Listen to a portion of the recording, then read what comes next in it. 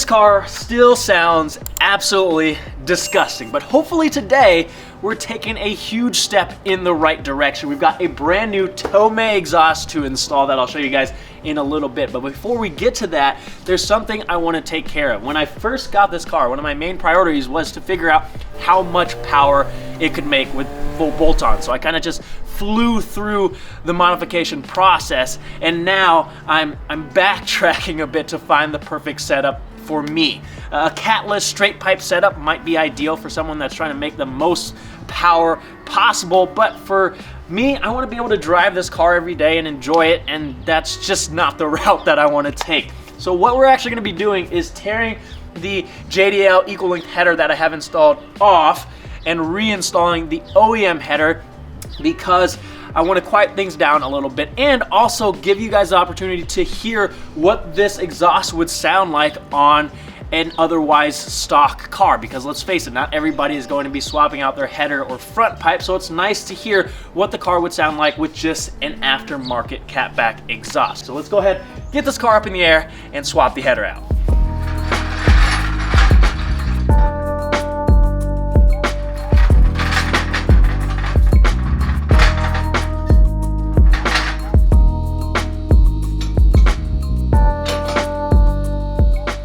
For those of you that are wondering, the reason why the stock hood is back on is because there was a little bit of a fitment issue with the Sayber design hood. So I'm working with them. They may be sending out a replacement, but I'll keep you guys updated once I get more information. Also, the reason why there's no front lip on the car is because I couldn't make it up my driveway with a lip installed without scraping.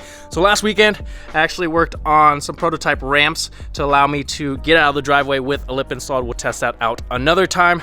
Let's see how fast I can get this header off.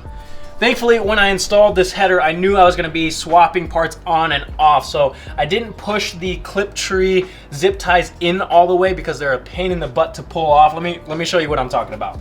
If you look down there, right in the middle of the screen, you can see that clip tree that holds the O2 sensor harness in place onto the block. There's not a lot of room to try and get some sort of pick tool or flathead screwdriver behind that to pry it out. So what I did was just stick it in enough where it would hold it, because I knew I would have to pull these out again. All right, I've got the O2 sensors unplugged, so we're gonna go underneath the car, get the skid plate off, and we'll pull the header off. We've got the skid pan and the transmission under panel removed. There's gonna be a total of 6 14mm nuts that hold the header in place, 3 on each side. And I probably need to loosen the overpipe to front pipe as well, since the OEM header uses studs for the overpipe to header connection. But taking this off shouldn't be too bad at all.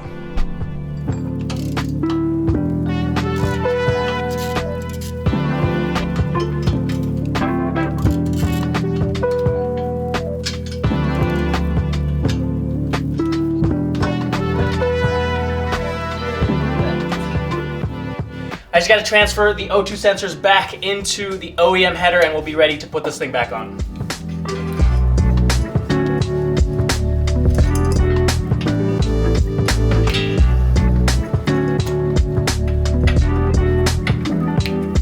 I've got the front pipe disconnected from the Catback.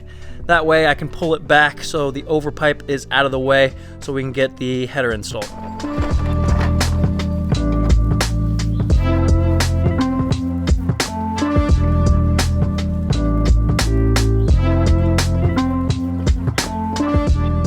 I've got the stock header back on the car and everything put back together, so what I'm going to do is flip this car around so I have better access to the exhaust, and while I wait for the exhaust to cool down because we ran the car, we can open up our new exhaust.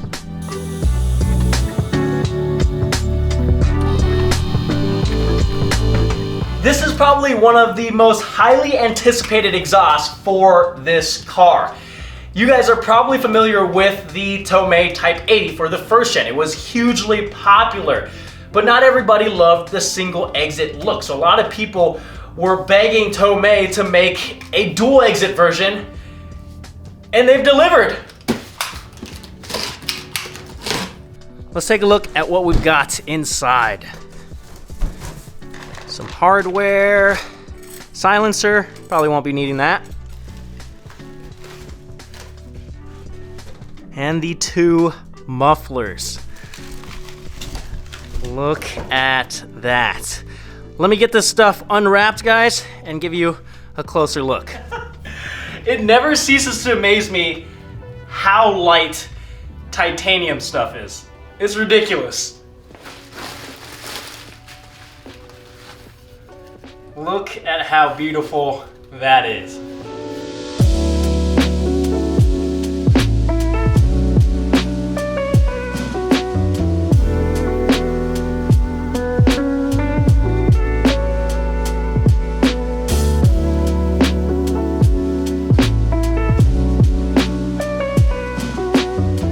So Tomei just recently released two new exhausts for the GR86 and BRZ. They're both compatible with the first gen as well, if you guys are curious. But the one I've opted for is the Type D dual exit exhaust. Just like the rest of their lineup, it's full titanium. It's 3.2-inch piping that splits into 3-inch piping. We've got the two mufflers, and then it ends with the 4.5-inch burnt titanium tips. This thing only weighs 24 pounds. I think the stock exhaust on the second gen weighs in at just over 35 pounds. So right off the bat, you're shedding over 10 pounds, and it's gonna look and sound a whole lot better. Now, if you wanna shed off even more weight, you're gonna wanna opt for the Type 80 version 2, which is essentially the same thing, except it's 3.2-inch piping all the way through, and it's a single exit over on the passenger side. So if every pound matters, that's gonna be the route you're gonna wanna opt for. But since this isn't gonna be my race car, I wanted the dual exit version. So let's go ahead and get the old exhaust off the car and get the new guy installed.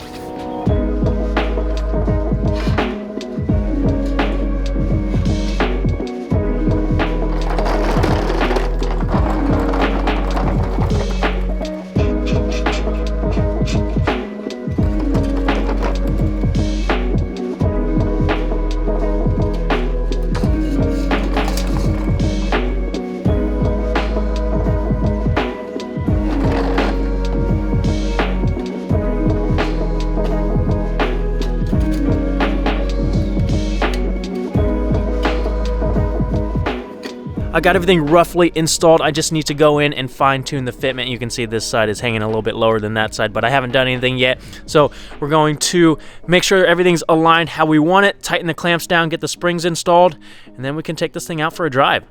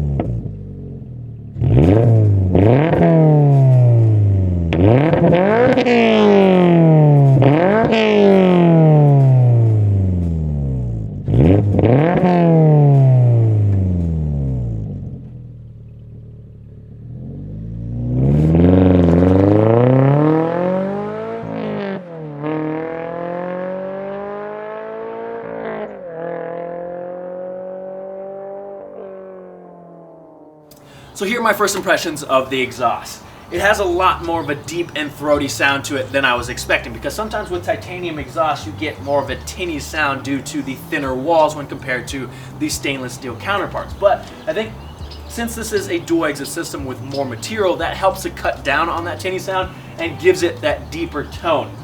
Personally, I think it sounds fantastic. It's not too loud when you're just cruising around, but it definitely livens things up when you step on the throttle. I didn't notice an obnoxious amount of drone when I was cruising at high speed. Obviously that can change if you start swapping headers and front pipes, but if you toss this exhaust on a car with a stock header and stock front pipe like I have, I think it's the perfect amount of exhaust noise. It's also absolutely beautiful. I love the 4.5-inch burnt titanium tips, and you can see the large mufflers or get a glimpse of the large mufflers underneath the bumper. It's a work of art, and I'm curious to hear what you guys think, so leave a comment down below with your thoughts. And if you guys want to pick up one of these for yourself, check out the link in the description. What I'm going to do is drive this car around for a couple weeks and then come back and do a more in-depth review so I'm able to compare it with other exhausts that I've had on the car. So if you guys are interested in more content, definitely hit that subscribe button, give this video a thumbs up. Thank you guys so much for watching, and I'll see you guys next time.